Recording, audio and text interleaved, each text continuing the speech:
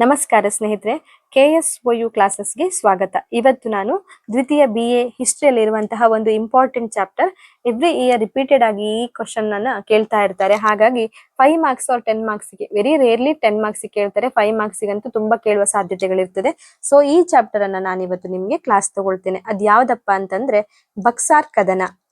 ಖಂಡಿತ ಎಕ್ಸಾಮ್ಗೆ ಬರುವಂತಹ ಕ್ವಶನ್ಸ್ ಆಗಿರುತ್ತೆ. ಹಾಗಾಗಿ ಸ್ಕಿಪ್ ಮಾಡದೆ ಕಂಪ್ಲೀಟ್ ಆಗಿ ಈ ವಿಡಿಯೋವನ್ನ ನೋಡಿ. ಮತ್ತೆ ಎಕ್ಸ್ಪ್ಲೈನ್ ಮಾಡ್ತೇನೆ. ಪ್ಲಾಸಿ ಕದನದ ನಂತರ ಮೀರ್ ಜಾಫರ್ ಬಂಗಾಳದ ನವಾಬನಾಗಿದ್ದು ಸರಿಯಷ್ಟೇ. ಮೀರ್ ಜಾಫರ್ ಹೆಸರಿಗಷ್ಟೇ ನವಾಬ, ನಿಜವಾದ ಅಧಿಕಾರ ಎಲ್ಲ ಬ್ರಿಟಿಷರ ಕೈಲಿರ್ತದೆ. ಅಂದ್ರೆ ಈಗಾಗ್ಲೇ ನಾವು ಪ್ಲಾಸಿ ಕದನವನ್ನ ನೋಡಿರ್ತೀವಿ, ನಾನು ಆಲ್ರೆಡಿ ವಿಡಿಯೋವನ್ನ ಅಪ್ಲೋಡ್ ಮಾಡಿದ್ದೀನಿ, ದಯವಿಟ್ಟು ನೋಡಿ ಆ ವಿಡಿಯೋನ. ಸೊ ಆ ಯುದ್ಧ ಏನು, ಪ್ಲಾಸಿ ಕದನ ಏನು ಆಗಿರ್ತದೆ, ಅದರ ನಂತರ ಮೀರ್ ಜಾಫರ್ ಬಂಗಾಳದ ನವಾಬನಾಗ್ತಾನೆ. ಅಂದ್ರೆ ಬ್ರಿಟಿಷರ ಸಹಾಯದಿಂದ ಅವನು ಬಂಗಾಳದ ನವಾಬನಾಗ್ತಾನೆ, ಮತ್ತೆ ಬ್ರಿಟಿಷರ ಕೈಗೊಂಬೆಯಾಗಿರ್ತಾನೆ. ಕೇವಲ ಅವನು ನವಾಬನಾಗಿರ್ತಾನೆ, ಅಧಿಕಾರ ಎಲ್ಲವೂ ಬ್ರಿಟಿಷರ ಕೈಲೇ ಇರ್ತದೆ. ಪ್ಲಾಸಿ ಕದನದ ನಂತರ ಒಪ್ಪಂದಗಳಿಂದ ಬ್ರಿಟಿಷ್ ಅಧಿಕಾರಿಗಳು ನಿರೀಕ್ಷೆಗೂ ಮೀರಿ ಸಂಪತ್ತನ್ನ ದೋಚುತ್ತಾರೆ. ಅಂದ್ರೆ ಪ್ಲಾಸಿ ಕದನ ಆದ ನಂತರ ಮೀರ್ ಜಾಫರ್ನೇ ಅನೇಕ ಪ್ರದೇಶಗಳನ್ನ ಅವರಿಗೆ ಮುಕ್ತವಾಗಿ ವ್ಯಾಪಾರ ಮಾಡಲು ಕೊಟ್ಟಿರ್ತಾನೆ. ಮತ್ತೆ ಅನೇಕ ಮೊತ್ತದ ಅಮೌಂಟ್ಗಳನ್ನ ಅವನು ಬ್ರಿಟಿಷರಿಗೆ ಕಾಣಿಕೆಯಾಗಿ ನೀಡ್ತಾನೆ. ಮತ್ತೆ ಪರಿಹಾರವಾಗಿ ಕೋಟಿಗಳಷ್ಟು ಹಣವನ್ನ ಕೊಟ್ಟಿರ್ತಾನೆ. ಅಂದ್ರೆ ಇದರಿಂದಾಗಿ ಬ್ರಿಟಿಷ್ ಅಧಿಕಾರಿಗಳು ನಿರೀಕ್ಷೆಗೂ ಮೀರಿ ಹೆಚ್ಚಿನ ಸಂಪತ್ತನ್ನ ಭಾರತದಿಂದ ದೋಚುತ್ತಾರೆ, ಅಥವಾ ಮೀರ್ ಜಾಫರ್ನಿಂದ ದೋಚುತ್ತಾರೆ. ಇದೇ ಸಂದರ್ಭದಲ್ಲಿ ಬಂಗಾಳದ ಮೇಲೆ ಮರಾಠರು ಮತ್ತು ಇತರ ದಾಳಿಯಿಂದಾಗಿ ಬಂಗಾಳದ ಆರ್ಥಿಕ ಪರಿಸ್ಥಿತಿ ಮತ್ತಷ್ಟು ಹದಗೆಡುತ್ತದೆ. ಅಂದ್ರೆ ಇದೇ ಸಂದರ್ಭದಲ್ಲಿ ಮರಾಠರು ಮತ್ತೆ ಇತರ ರಾಜರುಗಳ ದಾಳಿಯಿಂದಾಗಿ ಬಂಗಾಳದ ಪರಿಸ್ಥಿತಿ ಹದಗೆಡುತ್ತದೆ. ಬ್ರಿಟಿಷರ ಒತ್ತಡದಲ್ಲಿ ಆಡಳಿತ ನಡೆಸುವುದು ಕೂಡ ಮೀರ್ ಜಾಫರ್ಗೆ ಕಷ್ಟವಾಗ್ತದೆ. ಅಂದ್ರೆ ಬ್ರಿಟಿಷರ ಪ್ರೆಷರ್ ಇರುತ್ತೆ, ಎಲ್ಲಾ ವಿಷಯಗಳಲ್ಲೂ ಬ್ರಿಟಿಷರೇ ಅಲ್ಲಿ ಕೈ ತೋರಿಸುವುದು ಅಥವಾ ಅವರೇ ಅಧಿಕಾರವನ್ನು ನಡೆಸುವುದರಿಂದ ಅವನಿಗೆ ಅಲ್ಲಿ ಒಂದು ಆಡಳಿತ ನಡೆಸುವುದು ಕೂಡ ಕಷ್ಟಕರವಾಗಿರ್ತದೆ. ಅಂತಹ ಸಂದರ್ಭದಲ್ಲಿ ಏನು ಮರಾಠರು ಮತ್ತೆ ಇತರ ದಾಳಿಗಳು ಕೂಡ ಅವನಿಗೆ ಮತ್ತಷ್ಟು ಅವನ ಪರಿಸ್ಥಿತಿಯನ್ನ ಹದಗೆಡಿಸ್ತದೆ. ಬ್ರಿಟಿಷರ ಕಪಿಮುಷ್ಟಿಯಿಂದ ಪಾರಾಗಲು ಡಚ್ಚರ ಸಹಾಯವನ್ನು ಪಡೆಯಲು ಮೀರ್ ಜಾಫರ್ ಪ್ರಯತ್ನಿಸ್ತಾನೆ. ಅಂತಹ ಸಂದರ್ಭದಲ್ಲಿ ಬ್ರಿಟಿಷರಿಂದ ಪಾರಾಗಲು ಮೀರ್ ಜಾಫರ್ ಡಚ್ಚರ ಸಹಾಯವನ್ನ ಕೋರ್ತಾನೆ. ಡಚ್ಚರ ಹಡಗುಗಳು ಹೂಗ್ಲಿ ನದಿಯ ಹತ್ತಿರದವರೆಗೂ ಬಂದವು. ಆ ಸಂದರ್ಭದಲ್ಲಿ ಅಂದ್ರೆ ಯುದ್ಧ ಮಾಡ್ಲಿಕ್ಕೆ ಪ್ರಾರಂಭವಾಗ್ತದೆ. ಡಚ್ಚರ ಹಡಗುಗಳೇನಿದೆ ಹೂಗ್ಲಿ ನದಿಯ ಹತ್ತಿರದ ತನಕವೂ ಬರ್ತವೆ. ಆದರೆ ಬ್ರಿಟಿಷರು ಡಚ್ಚರನ್ನು ಬಿದೇರಾ ಎಂಬಲ್ಲಿ 1759 ನವೆಂಬರ್ 25 ಸೋಲಿಸ್ತಾರೆ. ಅಂದ್ರೆ ಯುದ್ಧಕ್ಕಾಗಿ ಡಚ್ಚರ ಸಹಾಯವನ್ನ ಮೀರ್ ಜಾಫರ್ ಕೋರ್ತಾನೆ. ಮೀರ್ ಜಾಫರ್ನ ಸೈನ್ಯದ ಜೊತೆ ಡಚ್ಚರು ಸಹಾಯ ಮಾಡ್ಲಿಕ್ಕೆ ಬರ್ತಾರೆ. ಅಂತಹ ಸಂದರ್ಭದಲ್ಲಿ ಯುದ್ಧ ನಡೀತದೆ. ಆಗ ಡಚ್ಚರ ಹಡಗುಗಳು ಹೂಗ್ಲಿ ನದಿಯ ಹತ್ತಿರದ ತನಕ ಬರ್ತವೆ. ಆದರೆ ಬ್ರಿಟಿಷರೇ ಡಚ್ಚರನ್ನ ಬಿದೇರಾ ಎಂಬಲ್ಲಿ 1759 ನವೆಂಬರ್ 25 ಸೋಲಿಸ್ತಾರೆ. ಸೋತ ಡಚ್ಚರು ಬ್ರಿಟಿಷರಿಗೆ ಮೀರ್ ಜಾಫರ್ನ ಬದಲು ತಮಗೆ ಹೆಚ್ಚಿನ ಹಣ ಕೊಡುವ ಹೊಸ ವ್ಯಕ್ತಿಯನ್ನ ನವಾಬನಾಗಿ ಮಾಡಲು ಪ್ರಯತ್ನಿಸ್ತಾರೆ. ಅಂದ್ರೆ ಡಚ್ಚರು ಸೋಲ್ತಾರೆ, ಮತ್ತೆ ಮೀರ್ ಜಾಫರ್ಗಿಂತ ಜಾಸ್ತಿ ಹಣ ನೀಡುವಂತಹ ತಮ್ಮಲ್ಲಿರುವಂತಹ ಒಬ್ಬ ವ್ಯಕ್ತಿಯನ್ನ ಅಲ್ಲಿ ನವಾಬನನ್ನಾಗಿ ಮಾಡಿ ಎಂದು ಬ್ರಿಟಿಷರಿಗೆ ಮನವಿ ಮಾಡಿಕೊಳ್ತಾರೆ. ಅದರ ಪರಿಣಾಮವಾಗಿ 1760 ಸೆಪ್ಟೆಂಬರ್ 27 ಮೀರ್ ಕಾಸಿಂ ಎನ್ನುವಂತಹವನು ಬಂಗಾಳದ ನವಾಬನಾಗ್ತಾನೆ. ಅಂದ್ರೆ ಮೀರ್ ಕಾಸಿಂ ಎನ್ನುವಂತವನು ಮೀರ್ ಜಾಫರ್ನ ಅಳಿಯನಾಗಿರ್ತಾನೆ ಮತ್ತು ಅವನೇ ಅಲ್ಲಿಗೆ 1760 ಸೆಪ್ಟೆಂಬರ್ 27 ಬಂಗಾಳದ ನವಾಬನಾಗ್ತಾನೆ. ಇನ್ನೊಂದ್ಸಲ ಎಕ್ಸ್ಪ್ಲೇನ್ ಮಾಡ್ತೇನೆ. ಪ್ಲಾಸಿ ಕದನ ಆದ ನಂತರ ಬಂಗಾಳದ ನವಾಬ ಮೀರ್ ಜಾಫರ್ ಆಗ್ತಾನೆ. ಮತ್ತೆ ಅವನು ಬರೀ ಕೇವಲ ನಾಮ ಮಾತ್ರಕ್ಕಷ್ಟೇ ಅಲ್ಲಿ ಬಂಗಾಳದ ನವಾಬನಾಗಿರ್ತಾನೆ. ಮತ್ತೆ ನಿಜವಾದ ಅಧಿಕಾರ ಎಲ್ಲ ಬ್ರಿಟಿಷರ ಕೈಲಿರ್ತದೆ. ಅಂತಹ ಸಂದರ್ಭದಲ್ಲಿ ಜಾಸ್ತಿ ಮೊತ್ತದ ನಿರೀಕ್ಷೆಗೂ ಮೀರಿದ ಸಂಪತ್ತನ್ನ ಬ್ರಿಟಿಷರು ದೋಚ್ತಾರೆ ಮೀರ್ ಜಾಫರ್ ಇಂದ. ಮತ್ತೆ ಅವನೇ ಒಪ್ಪಂದ ಮಾಡಿಕೊಂಡಿರುವುದರಿಂದ ಬ್ರಿಟಿಷರೊಡನೆ ಮೀರ್ ಜಾಫರ್ ಅನೇಕ ಮೊತ್ತದ ಹಣವನ್ನು ಕೂಡ ಬ್ರಿಟಿಷರಿಗೆ ನೀಡ್ತಾನೆ. ಇದರ ಪರಿಣಾಮ ಅವನ ಆರ್ಥಿಕ ಪರಿಸ್ಥಿತಿ ಹದಗೆಡುತ್ತದೆ. ಅಷ್ಟೇ ಅಲ್ಲದೆ ಮರಾಠರು ಮತ್ತು ಇತರರಿಂದ ದಾಳಿಗೆ ಪದೇ ಬಂಗಾಳದ ಮೇಲೆ ದಾಳಿ ಆಗ್ತದೆ. ಆರ್ಥಿಕವಾಗಿ ನಷ್ಟವನ್ನ ಹೊಂದಿರ್ತಾನೆ ಮೀರ್ ಜಾಫರ್. ಮತ್ತೆ ಬ್ರಿಟಿಷರು ತುಂಬಾ ಪ್ರೆಷರ್ ಅವನ ಮೇಲೆ, ಬ್ರಿಟಿಷರಿಂದ ಒತ್ತಡವು ಜಾಸ್ತಿ ಆಗಿದ್ದರಿಂದ ಅವನಿಗೆ ಆಡಳಿತ ನಡೆಸುವುದು ಕೂಡ ಕಷ್ಟವಾಗ್ತದೆ. ಇದರ ಪರಿಣಾಮವಾಗಿ ಬ್ರಿಟಿಷರೊಂದಿಗೆ ಯುದ್ಧ ಮಾಡಲು ಅವನು ರೆಡಿ ಆಗ್ತಾನೆ. ಅದಕ್ಕಾಗಿ ಡಚ್ಚರ ಸಹಾಯವನ್ನ ಕೋರ್ತಾನೆ. ಡಚ್ಚರು ಕೂಡ ಮೀರ್ ಜಾಫರ್ಗೆ ಸಹಾಯ ಮಾಡಲು ಬರ್ತಾರೆ. ಆದರೆ ಡಚ್ಚರ ಸೈನ್ಯವನ್ನ ಬ್ರಿಟಿಷರ ಸೈನ್ಯ ಬಿದೇರಾ ಎನ್ನುವಂತ ಸ್ಥಳದಲ್ಲಿ ಸೋಲಿಸ್ತಾರೆ. ಮತ್ತೆ ಸೋತ ಡಚ್ಚರ್ ಏನ್ ಮಾಡ್ತಾರೆ, ಮೀರ್ ಜಾಫರ್ನ ಬದಲಾಗಿ ಅತಿಯಾಗಿ ಹೆಚ್ಚು ಹಣ ಕೊಟ್ಟು ಅವರಲ್ಲೇ ಒಬ್ಬ ವ್ಯಕ್ತಿಯನ್ನ ನವಾಬನನ್ನಾಗಿ ಮಾಡಲು ಬ್ರಿಟಿಷರೊಡನೆ ಕೇಳ್ಕೊಳ್ತಾರೆ. ಇದರ ಪರಿಣಾಮವಾಗಿ ಮೀರ್ ಜಾಫರ್ನ ಅಳಿಯನೇ ಆಗಿರುವಂತಹ ಮೀರ್ ಕಾಸಿಂ ಎನ್ನುವಂತಹ ವ್ಯಕ್ತಿ ಬಂಗಾಳದ ನವಾಬನಾಗ್ತಾನೆ. 1760 ಸೆಪ್ಟೆಂಬರ್ 27 ಬಂಗಾಳದ ನವಾಬನಾಗಿ ಮೀರ್ ಕಾಸಿಂ ನವಾಬನಾಗ್ತಾನೆ. ನವಾಬನಾದ ನಂತರ ಮೀರ್ ಕಾಸಿಂ ಏನೆಲ್ಲ ಮಾಡ್ತಾನೆ ಅಂತ ಹೇಳುದಾದ್ರೆ, ಮೀರ್ ಕಾಸಿಂ ಅಧಿಕಾರಕ್ಕೆ ಬಂದ ಕೂಡಲೇ ಬ್ರಿಟಿಷರಿಗೆ ಬುರ್ದಾನ್, ಚಿತ್ತಗಂಗಾ ಹಾಗೂ ಮಿಡ್ನಾಪುರ ಜಿಲ್ಲೆಗಳ ಜಮೀನ್ದಾರಿಕೆಯನ್ನ ಬಿಟ್ಕೊಡ್ತಾನೆ. ಅಂದ್ರೆ ಅಧಿಕಾರಕ್ಕೆ ಬಂದ ಕೂಡಲೇ ಅಷ್ಟು ಅವನ 3 ಜಾಗಗಳು ಬರ್ದಾನ್ ಮತ್ತೆ ಚಿತ್ತಗಂಗಾ ಹಾಗೂ ಮಿಡ್ನಾಪುರ ಎನ್ನುವಂತ ಜಿಲ್ಲೆಗಳ ಜಮೀನ್ದಾರಿಕೆಯನ್ನ ಬಿಟ್ಟು ಕೊಡ್ತಾನೆ.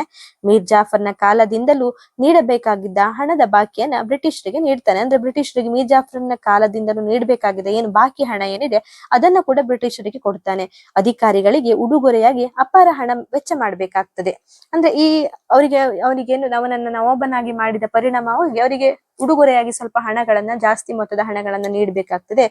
ಆದರೆ ಬ್ರಿಟಿಷರು ಬಯಸಿದಂತೆ ಮೀರ್ ಕಾಸಿಂ ಬ್ರಿಟಿಷರ ಕೈಗೊಂಬೆಯಾಗಿರ್ಲಿಲ್ಲ. ಅಂದ್ರೆ ಮೀರ್ ಜಾಫರ್ ಏನು ಬ್ರಿಟಿಷರ ಕೈಗೊಂಬೆಯಾಗಿದ್ದ, ಆದರೆ ಅದೇ ತರಹ ಕಾಸಿಂ ಅನ್ನು ಕೂಡ ಕೈಗೊಂಬೆಯಾಗಿರ್ಲಿಕ್ಕೆ ಬ್ರಿಟಿಷರು ಇಚ್ಛೆ ಪಡ್ತಾರೆ. ಆದರೆ ಬ್ರಿಟಿಷರು ಬಯಸಿದಂತೆ ಮೀರ್ ಕಾಸಿಂ ಬ್ರಿಟಿಷರ ಕೈಗೊಂಬೆಯಾಗಲಿಲ್ಲ.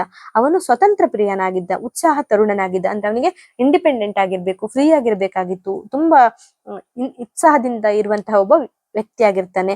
ಬ್ರಿಟಿಷರ ಪ್ರಾಬಲ್ಯವನ್ನು ಹತ್ತಿಕ್ಕಬೇಕಾದರೆ ಪ್ರಬಲ ಸೈನ್ಯದ ಅವಶ್ಯಕತೆ ಇದೆ ಎಂದು ಮನಗಂಡ ಮೀರ್ ಕಾಸಿಂ ಸೈನಿಕ ಸುಧಾರಣೆಗಳನ್ನ ಜಾರಿಗೆ ತರ್ತಾನೆ. ಅಂದ್ರೆ ಅವನು ಬ್ರಿಟಿಷರ ಕೈಗೊಂಬೆಯಾಗಿರ್ಲಿಲ್ಲ. ಅವರೇ ಅವನನ್ನ ನವಾಬನಾಗಿ ಮಾಡಿದ್ರು ಕೂಡ ಅವ್ರು ಹೇಳಿದ್ದನ್ನೆಲ್ಲ ಅವನು ಕೇಳ್ತಾ ಇರ್ಲಿಲ್ಲ. ಅವರಿಗೆ ಬಾಕಿ ಮೊತ್ತವನ್ನೆಲ್ಲ ಕೊಡ್ತಾ ಇದ್ದ ಅಥವಾ ಉಡುಗೊರೆಗಳನ್ನೆಲ್ಲ ನೀಡ್ತಾ ಇದ್ದ. ಆದ್ರೆ ಅವ್ರು ಹೇಳಿದ್ದೆಲ್ಲವನ್ನು ಕೇಳ್ತಾ ಇರ್ಲಿಲ್ಲ, ಅವರ ಕೈಗೊಂಬೆ ಆಗಿರ್ಲಿಲ್ಲ. ಮತ್ತೆ ಬ್ರಿಟಿಷರನ್ನ ಹತ್ತಿಕ್ಕಲು ತನ್ನ ಸೈನ್ಯ ತುಂಬಾ ಪ್ರಬಲವಾಗಿರಬೇಕು ಎನ್ನುವುದನ್ನ ಅವನು ಅರ್ಥ ಮಾಡಿಕೊಂಡು ಸೈನ್ಯವನ್ನ ಪ್ರಬಲ ಮಾಡಲು ಅನೇಕ ಸೈನಿಕ ಸುಧಾರಣೆಗಳನ್ನ ಮಾಡ್ತಾನೆ. ಕಂದಾಯವನ್ನ ಸುವ್ಯವಸ್ಥೆಗೊಳಿಸಿ ಬ್ರಿಟಿಷರ ವ್ಯಾಪಾರದ ಹಕ್ಕುಗಳನ್ನು ರದ್ದುಗೊಳಿಸಿ ಬರಿದಾಗಿದ್ದ ಬೊಕ್ಕಸವನ್ನ ತುಂಬಲು ಪ್ರಯತ್ನಿಸ್ತಾನೆ. ಅಂದ್ರೆ ಕಂದಾಯವನ್ನ ಕರೆಕ್ಟ್ ಆಗಿ ಕಂದಾಯ ಕಟ್ಟುವುದೇನು, ತೆರಿಗೆ ಕಟ್ಟುವುದನ್ನ ಕರೆಕ್ಟ್ ಆಗಿ ವ್ಯವಸ್ಥೆಗೊಳಿಸ್ತಾನೆ.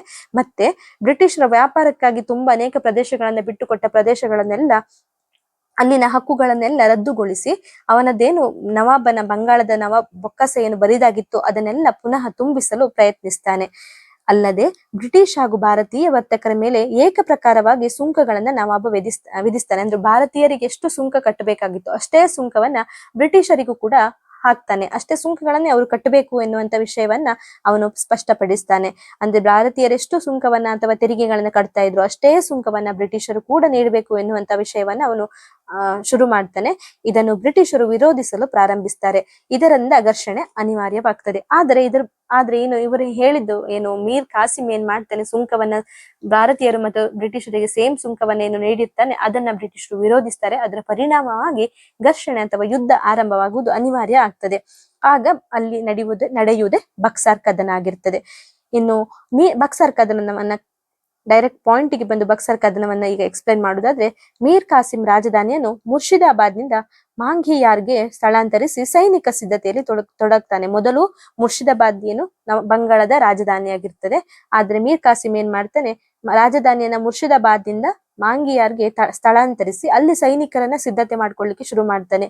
ಯುದ್ಧಕ್ಕೆ ಮೊದಲೇ ಬ್ರಿಟಿಷರು ಪುನಃ ಮೀರ್ ಜಾಫರ್ನನ್ನೇ ಬಂಗಾಳದ ನವಾಬನನ್ನಾಗಿ ಮಾಡ್ತಾರೆ. ಆದ್ರೆ ಬ್ರಿಟಿಷರು ಏನ್ ಮಾಡ್ತಾರೆ, ಅವ್ರು ಯಾವಾಗ್ಲೂ ಮೋಸದಿಂದಲೇ ಯುದ್ಧವನ್ನ ಗೆಲ್ಲುವುದು, ಅದಕ್ಕೆ ಜಾಸ್ತಿ ಪ್ರತಿಪಾದನೆ ನೀಡ್ತಾ ಇರುವುದರಿಂದ ಅವ್ರು ಏನ್ ಮಾಡ್ತಾರೆ, ಯುದ್ಧಕ್ಕೆ ಮೊದಲೇ ಮೀರ್ ಜಾಫರ್ನ ಮತ್ತೆ ಬಂಗಾಳದ ನವಾಬನನ್ನಾಗಿ ಮಾಡ್ತಾರೆ. ಬ್ರಿಟಿಷರು ಆಡಮ್ಸ್ ನ ನೇತೃತ್ವದಲ್ಲಿ 5100 ಸೈನಿಕ ಪಡೆಯೊಂದಿಗೆ ಮೀರ್ ಕಾಸಿಂನ 20,000 ಸೈನ್ಯದ ವಿರುದ್ಧ ಯುದ್ಧ ಮಾಡಲು ಪ್ರಾರಂಭಿಸ್ತಾರೆ. ಅಂದ್ರೆ ಆಡಮ್ಸ್ ನ ನೇತೃತ್ವದಲ್ಲಿ ಬ್ರಿಟಿಷರಲ್ಲಿರುವುದು ಕೇವಲ 5100 ಸೈನಿಕರು. ಆದರೆ ಮೀರ್ ಕಾಸಿಂನ 20,000 ಸೈನ್ಯದ ವಿರುದ್ಧ ಯುದ್ಧ ಮಾಡಲು ಬ್ರಿಟಿಷರು ಶುರು ಮಾಡ್ತಾರೆ. ಮೀರ್ ಕಾಸಿಂನ ಸೈನ್ಯವು ಕಟ್ಟ, ಘರಿಯ, ಉಢವುಬಲ ಮುಂತಾದ ಸ್ಥಳಗಳಲ್ಲಿ 1763 ಜುಲೈಯಲ್ಲಿ ಸೋಲನ್ನ ಅನುಭವಿಸುತ್ತದೆ. ಇಷ್ಟು ಜನ ಸೈನಿಕರ ಪಡೆ ಇದ್ದರೂ ಕೂಡ ಮೀರ್ ಕಾಸಿಂನ ಸೈನ್ಯವೇ ಬ್ರಿಟಿಷರ ವಿರುದ್ಧ ಯುದ್ಧದಲ್ಲಿ ಸೋಲ್ತದೆ. ಮೂರು ಜಾಗಗಳಾದ ಕಟ್ಟ, ಘರಿಯ, ಉಡೌಲ ಎನ್ನುವಂತಹ ಜಾಗಗಳಲ್ಲಿ ಅವರು ಸೋಲನ್ನ ಅನುಭವಿಸಬೇಕಾಗ್ತದೆ.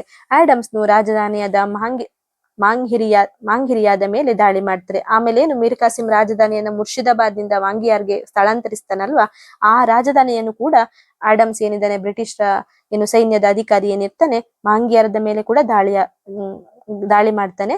ಸೋತ ಕಾಸಿಂ ಪಟ್ನಾ ನಗರಕ್ಕೆ ಓಡಿ ಹೋಗ್ತಾನೆ. ಅಲ್ಲಿಂದ ಔದ್ಗೆ ಹೋಗಿ ಶಹಜಗನ್ ನೆರವನ್ನು ಪಡೀತಾನೆ. ಅಂದ್ರೆ ಆಲ್ರೆಡಿ ಅವನು 3 ಜಾಗಗಳಲ್ಲಿ ಸೋಲ್ತಾನೆ, ಅವನ ಸೈನ್ಯ ಸೋಲ್ತದೆ.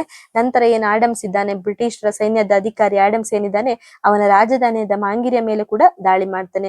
ಅಲ್ಲಿ ಅವನು ಸೋತು ಪಾಟ್ನಾ ನಗರಕ್ಕೆ ಓಡಿ ಹೋಗ್ತಾನೆ ಮೀರ್ ಕಾಸಿಂ. ಅಲ್ಲಿಂದ ಔದ್ಗೆ ಹೋಗಿ ಅಲ್ಲಿನ ಏನು ಅಲ್ಲಿ ನಾಗಿದ್ದಂತಹ ಶಹಜಗನ್ ಎನ್ನುವಂತಹ ವಜೀರನನ್ನ ಸಹಾಯಕ್ಕಾಗಿ ಕೋರ್ತಾನೆ.